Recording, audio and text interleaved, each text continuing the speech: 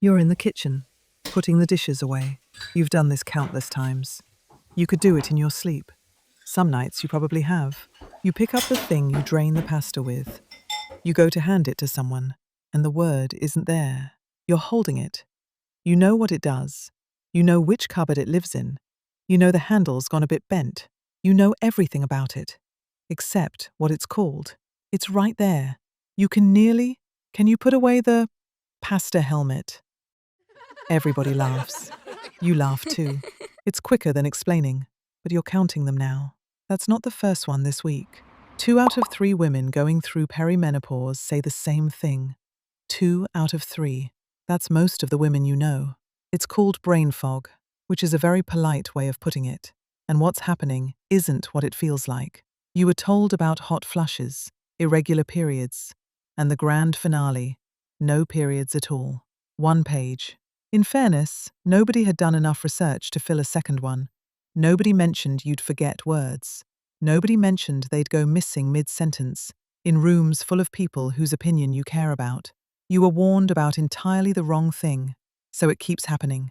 You read the same email 3 or 4 times, and none of it sticks. You walk into a room, and the reason stays behind. Someone interrupts you, and the thread is just gone. And then some days, it's completely fine, which is worse. Because now you can't tell whether you imagined the rest of it.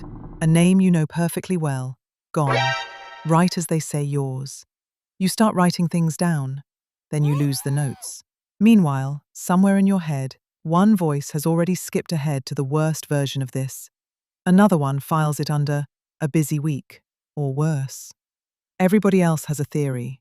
You're stressed. You need more sleep. Everyone forgets things. You've heard it so often you've started saying it back to yourself. You stop putting your hand up. Forgetting a word is annoying. Staying quiet is how people stop asking what you think. You used to be sharper, and you know it. And then, at about 2 in the morning, you think the thing you don't say out loud. What if this is the beginning of dementia? It's a reasonable thing to be frightened of. Everybody thinks it. Almost nobody says it. Dr. Lisa Mosconi is a neuroscientist. She wrote a book called The Menopause Brain. She says it feels like being wrapped in cotton wool. Everything still works. It just takes more out of you. She puts it like this.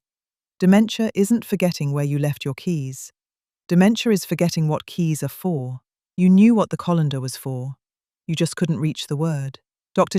Gunter is an OB/GYN.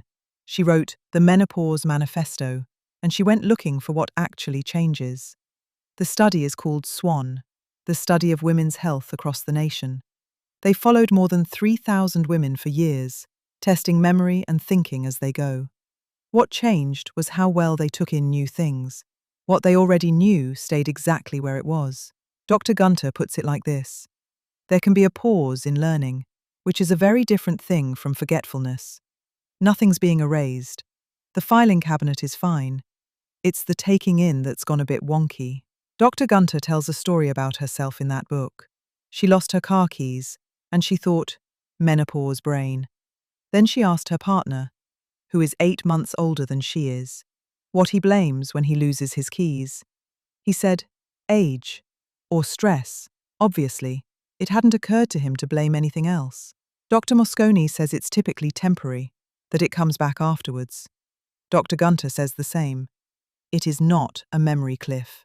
Then there's a Harvard study, published in a journal called Menopause. Dr. Doreen Rentz and Dr. Jill Goldstein. They took a couple of hundred people, women and men the same age, gave them all the same memory tests. The women won, every single test, even the ones who'd already been through menopause. The word turns up eventually, on its own time, colander, sometimes days later, usually in the shower, or at 4 in the morning when it's no use to anybody. It was there the whole time. Nothing's actually missing. Pasta helmet's a good name for it anyway. You don't feel like yourself. That doesn't mean you've gone anywhere.